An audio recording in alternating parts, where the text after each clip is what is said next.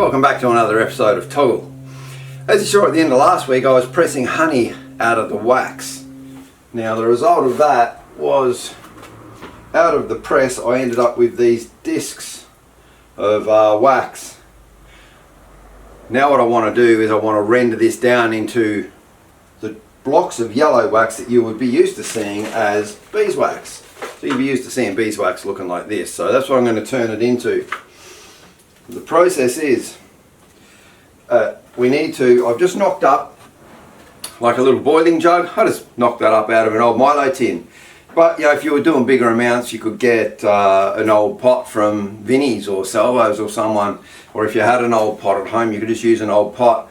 But what I do is I'll pop that onto my little cooker in here. I'm in the garage, and for good reason too.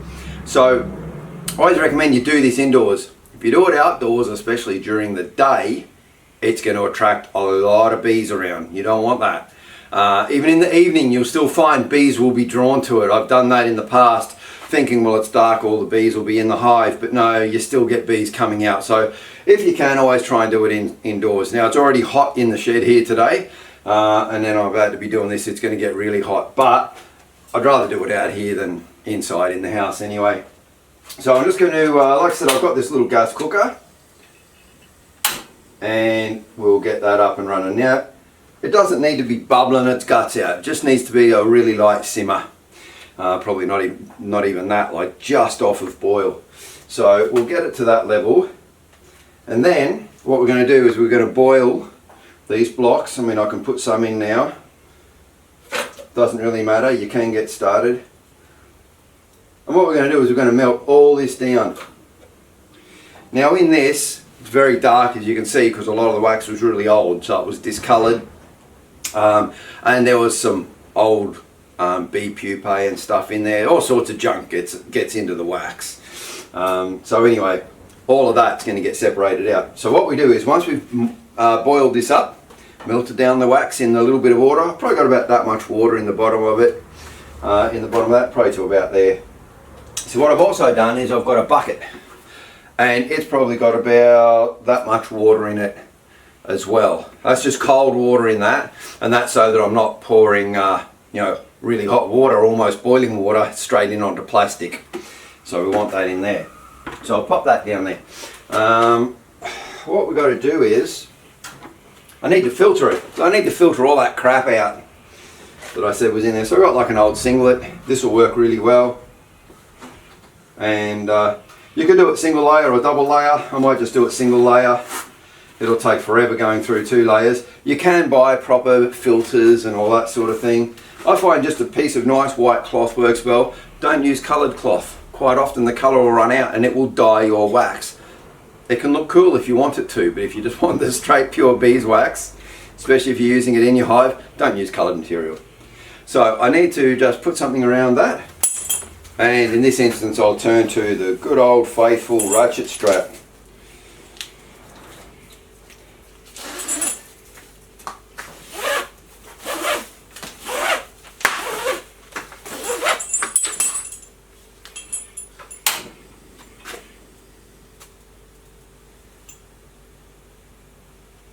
I think I blew the flame out. Not good. Alright.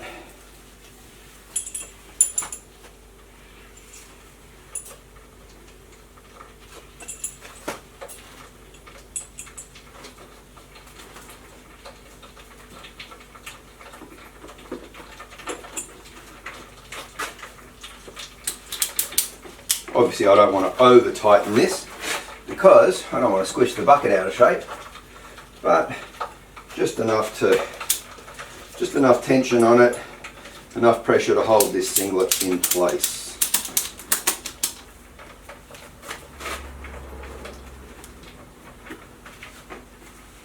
If you can, get yourself a bigger workspace. I'm just trying to keep it all nice and tight here to show you what I'm doing.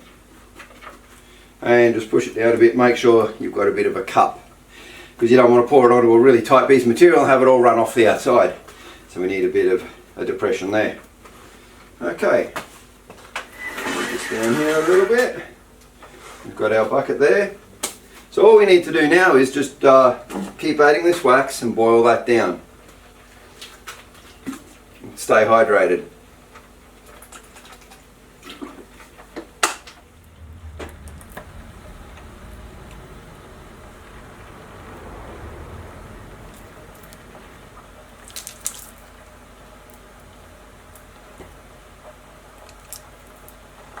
Now you can see the difference in colour of this one, because that one came, the honey was pressed out of really clean wax. It would have been like first year's wax, whereas these others came out of wax that could have been several years old.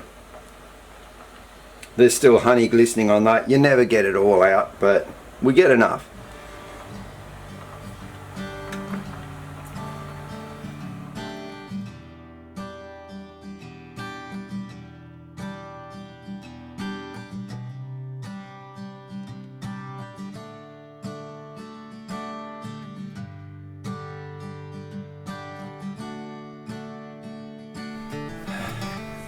We had an interesting night the other night. I'd just gone to bed, Kay and I had just gone to bed, and I was having a quick look at the phone, which I know you shouldn't do, but I was, because I wanted to check out the atmospheric conditions with relation to the Aurora Australis. It's the same as the northern lights, except it's the southern lights, you know, those big lights in the sky. It's caused by the solar radiation bouncing off the ionosphere or whatever. So we do get to see that a little bit down here in Tas. We've been here a year, we hadn't actually seen it yet. There've been a couple of instances of it. It generally tends to be further south in Tassie where you get the better views, down the lower part of the east coast and down around Hobart, or maybe up in the central highlands of Tassie, but we're just a little bit further north. And being right near Burnie as well, we get a bit of the city light that washes it out. Anyway, we did see that the index was up quite high, and there was a very good chance of seeing Aurora Australis. So we quickly jumped back out of bed, got Cody, jumped in the car with the camera, and we took off up to Round Hill Lookout. Now, these are a couple of photos that you can see that we took. Now, they're not the greatest photos. It was our very first attempt at photographing it, so you know, be gentle. And they're a bit blurry because the tripod we were using is a fairly light, flimsy tripod, and it was a bit windy, a little bit cool, so that was tending to make the camera move a little bit. So these were 30-second exposures, but you notice that faint pink glow. That's not the sun going down, that's not a sunset, because these photos were taken between around 11:30 and 1 AM, so sort of right around that midnight time. We captured a few shooting stars, as you might have noticed in a couple of those photos as well. But yeah, it was a really good learning experience. We were quite excited to see that we were capturing the Aurora. You couldn't really see it with the naked eye. Not this one, it was a little bit too faint from where we were. But we saw some photos that some other people had taken further south, and oh my God, greens, pinks, purples, blues, and beams, like beams running up from you know, the earth heading upwards. Like, it's just incredible, amazing photographs. I would love to get photos like that. But anyway, this is our attempt at it. It was our first time. We did manage to capture something, and we were excited about that. The fact that yes, there was an aura and we got it. Next time we're actually thinking we're going to head out to Table Cape and have a look from out that way. I've seen some photos from out there, but again, it needs to be a fairly strong index. There needs to be a lot of solar activity for us to see it up there. The other option is, realistically, if we wanted to, we could always drive an hour or two south and get more into the zone where we're going to see better, but we'd want it to be a really good index for that too. So anyway, yeah, there's just a few photos that we've done, and I thought I'd share that with you as well.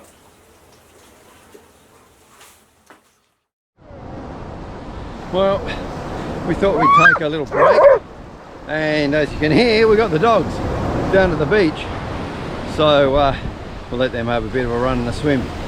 Thought we'd show you guys. They love coming down here.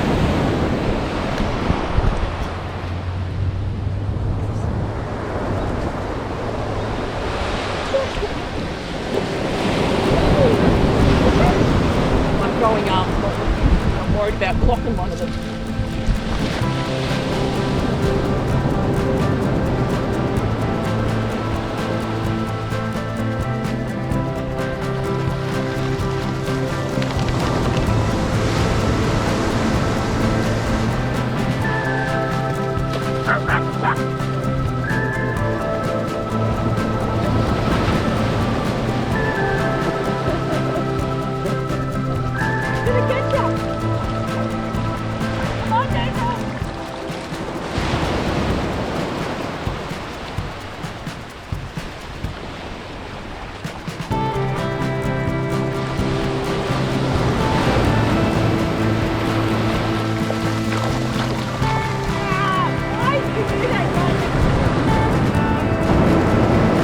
Okay, he's going to throw a rock out for them because they'll chase anything.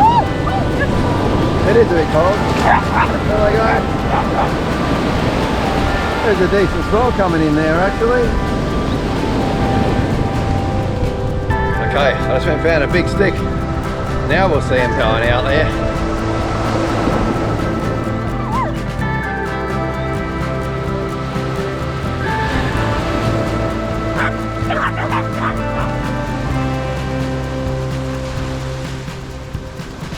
Oh, that's going out a bit too far.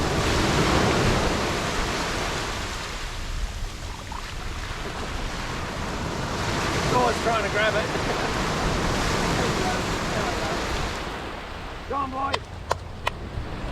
Bring it in. Come on. Bring it in. Keep.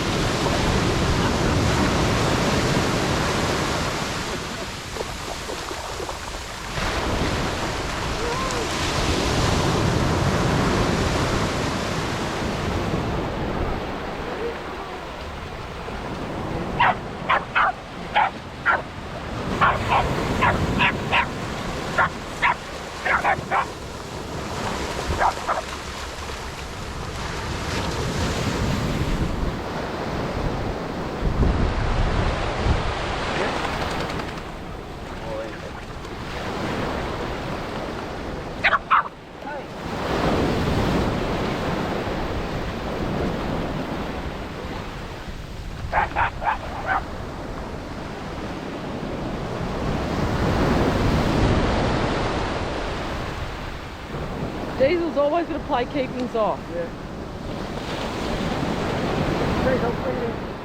Yeah, go.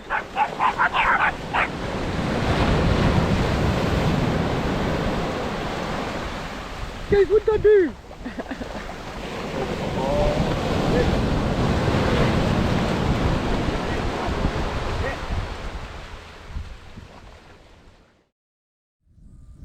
Well, Cody and I have just popped up to the block this afternoon to do a bit of watering, water up the grapes. See Cody's up there with a hose. And I've got to say again, Steve, thank you so much for putting us onto that little pump. It is a cracker. It's been so handy. It's so nice to be able to just water and have all the pressure. Yeah, Cody's saying, look at the pressure. Where are you? There he is. Yeah, look at the water pressure. Man, it is awesome. So, you know, we're able to just fill up the IBC on the back of the car. I mean, I can do it myself. Like I can put the empty IBC on the back of the truck, no worries. That's easy. Fill it up with water, come up here and I can spray. It's excellent, it's so good. So yeah, thanks very much for putting us onto that little pressure pump. It's awesome. The grapes are doing really well. Now they did get beat up a bit. Neighbours' cows got in the other week, knocked a few over, pretty much ate the tops off almost everything, but they are bouncing back. So you can see, I'll just show you, like this one here, you can see pretty badly chewed up. And you know, there's a couple of others around, but look, you know, they're bouncing back. And when you look down, I mean, look at some of these, they're really coming along well. Now most of these, as I said, were eaten off, but you can kind of still see the little stumps where they were chewed off. But you know what, I mean, these grapes have had such a hard, I won't say start to life, because they're about 15 years old, but what they've gone through in the last 6 months, they're getting ripped out, stacked in piles for ages, and then we got them, and then, you know, the time it took us to plant them and everything, and then they almost died due to not getting any water, because we had several weeks of no rain and I wasn't bringing up water to them. I didn't even think about it. So they were almost dead then, and then, you know, the cows have knocked them about a bit, but look at them, they're doing great. These grapes, I have no doubt, are going to survive here for decades. Now there's still the odd one, like this one here, looks like it's cactus, it just didn't make it, but you know what, that's just the thinning of the herd, you know. But the ones that we've got, look at these, they're just beautiful. we're going to get some really nice grapes out of these in coming years. I'm really looking forward to it. So I'm actually just going to do a quick walk around. I'm going to do a quick count, see how many have absolutely no green on them at all, try and work out what our rate is. I think I had counted that we'd lost, it was either 32 or 38 out of 107 when I looked at them last time. A couple of them may have since sprouted, but a couple of them may have died as well. I'm going to go and do a count and we'll see what we've got.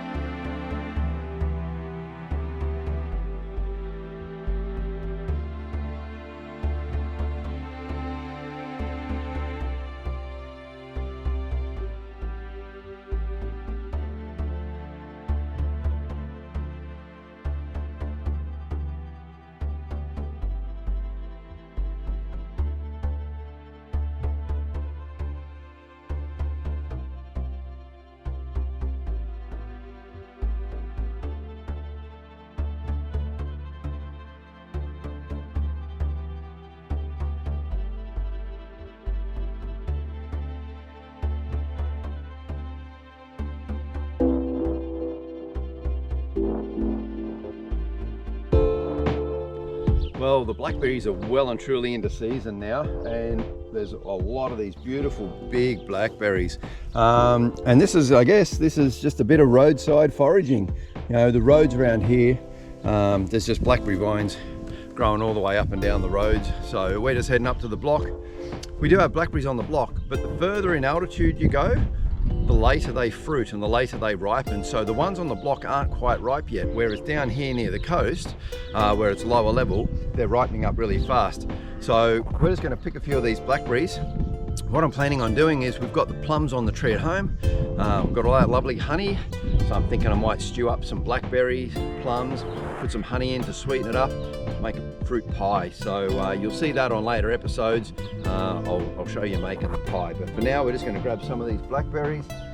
Now, for those people that have never picked the blackberries, do be careful, because they are thorny little bastards and they will get you. So always best to do it in trousers, long sleeves, and even then still be very careful.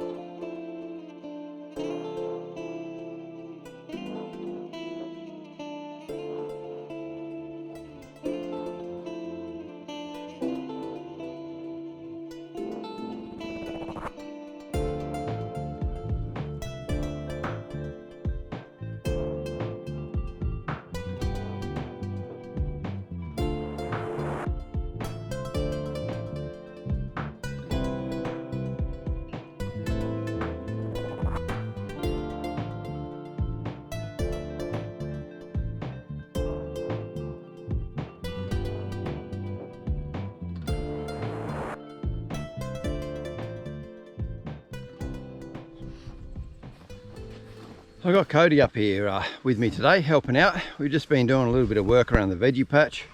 And you see that we've mowed. I cut it down really short, which is why it's looking a bit yellow. I thought I'd give it a really low cut, and then from there I'm going to start letting it grow a bit thicker. I'll mow it a bit higher. We'll get some really nice grass in here. So the other day I went down to Ulverston. There's another gum tree ad. There's a lady down there, very talented horticulturalist, and she was selling a lot of different fruit trees, fruit plants, vines, all sorts of things. So we're down here setting them up. We've got about a dozen to plant today. Cody's just bringing the tractor around. Yes, he has folded the bar down, the rollover bar, because he's coming in underneath that gateway. I said to him, are you bringing that tractor through in here? He goes, yes, and I'm going to put the bar down. Very good. Yeah, we don't want any other nasty bumps on the head. So anyway, what we've got is, and I'll see if I can remember all of these, just here, these would be 2 banana passion fruit vines that we're going to put in, and then over here we've also got all this here. So you can see we've got a fig tree to go in. These 2 here, they would be black currants. Can't remember what that one there was. That might have been a gooseberry. We've got Chinese gooseberry and normal gooseberry.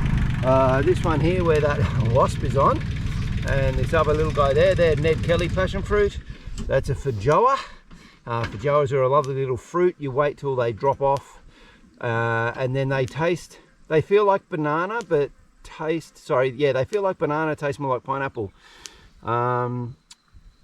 We've got a couple of others in there. I can't even remember what they were now, but I'll get the list. I'll put it up on the screen. Here's a list of everything that we've got rolling across the screen right now. So yeah, there's Cody's just sorting this out, and we got logs and that. We're going to get all this sorted. We've just dug these 2 holes. We've got the 2 posts there ready. Give you a perspective of where we're at. So what we're going to do is run the 2 lines, 1 line down that way, 1 line down this way. We'll have banana passion fruit on this. We'll have the Ned Kelly passion fruit on this. So Cody's just helping with the holes down here. You're probably thinking, why were you doing it hard with the shovel? Well, because if we use the post hole digger that's on the back of the tractor, or even the excavator on the back, it just makes the hole too big. And we found that when you backfill it with dirt, it doesn't matter how hard you pack that dirt in, the logs still aren't that solid. They still wobble around a lot. So the only way would be if you concreted them in. This way the hole's a lot smaller, so we're not disturbing as much of the ground, and the posts will be a lot more sturdy. They're going to be held up with tensioners, with wire anyway, but yeah, we just decided to go the hole. And look, the soil is great. As you know, I've mentioned it plenty of times before, the soil here is beautiful, so it's not that hard to dig through. Very rustic looking logs. They look fantastic in here. So what we do is we about half fill it with dirt, put some water into it. We pack it down with that with that crowbar, and then we put the rest of the dirt in, if we've got enough. It's amazing how much of the dirt goes back in actually, considering that most of the hole is now full of the timber. But that's what the watering can's there for. So yeah, Cody's just got to do the second watering on that one. It just helps the dirt settle in and set, which is good. So see, he's got that in there. Now he'll grab that crowbar thing there and just sort of, you know, jam it in a bit. It just packs the dirt down a little bit tighter. You just kind of just tap it in a little bit, which is pretty cool. Beautiful at the end of the post hole then. Yeah. Just letting the water get in, but... Yeah, and it just settles the dirt. And then he'll just kick the rest of that dirt in and yeah, pack it down. And then had we brought the sledgy down, sometimes we'll use the sledgehammer and use that to really pound it in, but that's all right.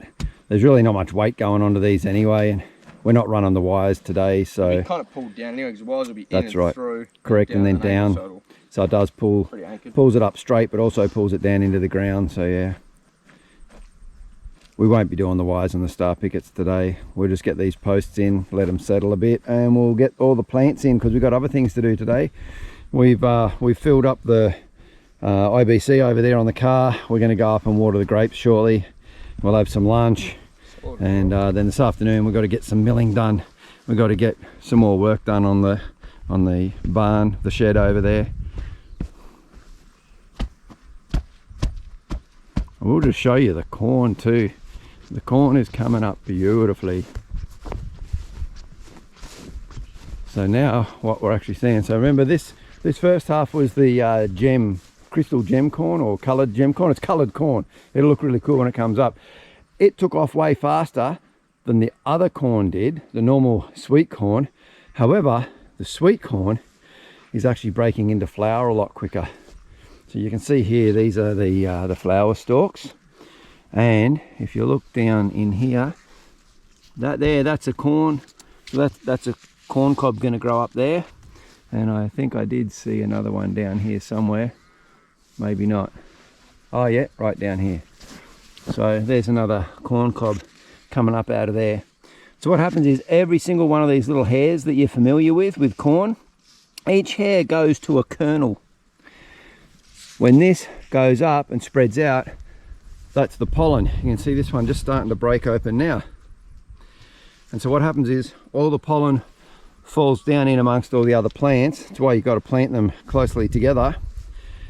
And the pollen will land on each hair and fertilize each kernel. So that's the significance of that. Very cool. So that's why you tend to plant them. You don't just plant one single row. So we've got 3 to 4 rows there. Ideally, you would plant them actually into a big square. And we might do that next time. We'll expand out a bit more. This is just our practice garden. But yeah, corn's coming along beautifully. Can't wait to tuck into some of that. Guess I should go back and help Cody. He seems to be doing a pretty good job himself though.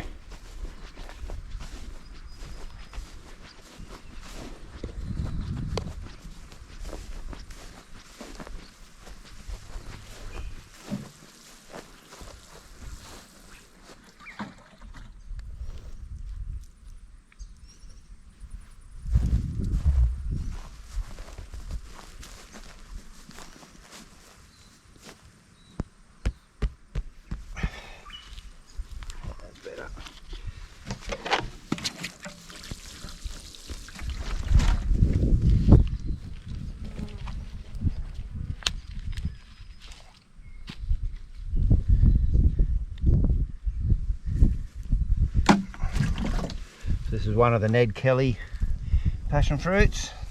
Lovely black skinned passion fruit. Probably one of the most popular ones that you'll see both in the supermarket and at nursery stores.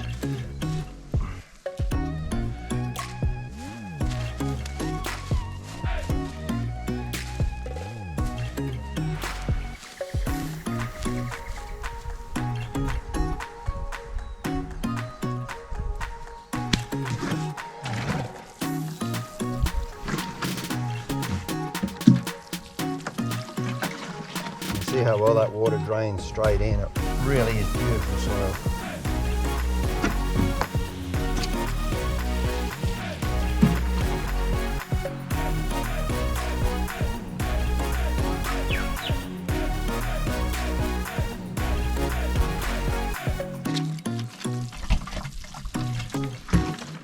All right. So that's all the passion fruits planted. We'll move on to Cody's dug some holes for the black currants. We'll go and get them planted.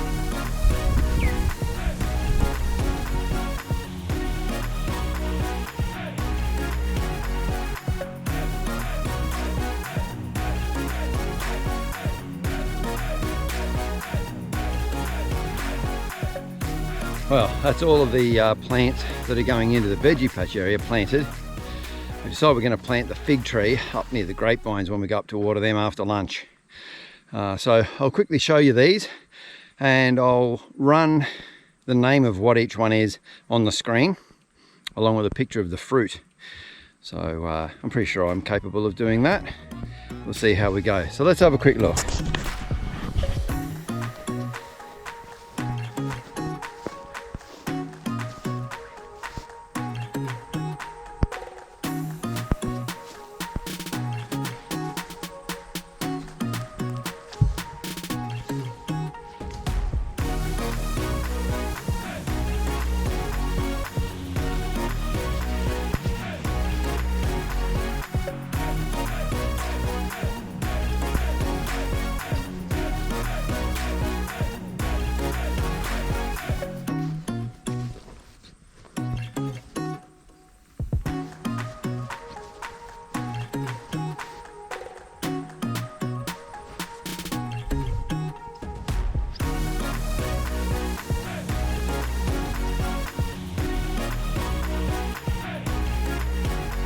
And whilst I've been planting those last few, Cody has been pretty busy over here working on a little compost bin for us. Another task that we've been meaning to do for quite some time. Very simple. I've seen this idea used a lot. Basically just 3 pallets, and all we do, you can see that there's a star picket in the top of that one and a star picket in the top of that one. Some people would also put star pickets in the back corners as well. We didn't worry about that. So the front is star picketed, they're wired up at the back, so what we can do is start just dumping material in there. We'll dump in some of those old hay bales, some of the cow manure from up in the paddocks, other scraps, clippings, all that sort of stuff, and we'll start to build ourselves some compost in there. But for now, I think it's time we're going to have some lunch, and then we are going to head up the hill, and we'll go and water the olive trees.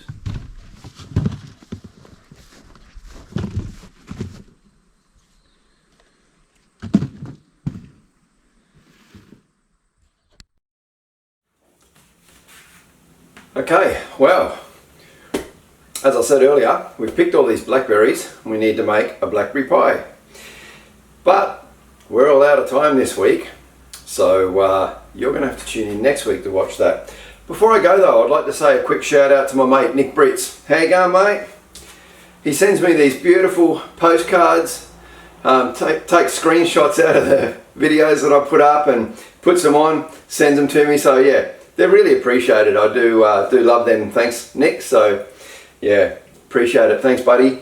Anyway, as I said, tune in next week, and we're going to be doing some of the work. I'll show you some of the work on the barn that we're building, that storage barn, and I'll show you what I'm going to make with these blackberries. So, till then, have a great week, great weekend. Stay safe. I'll chat with you then. Cheers.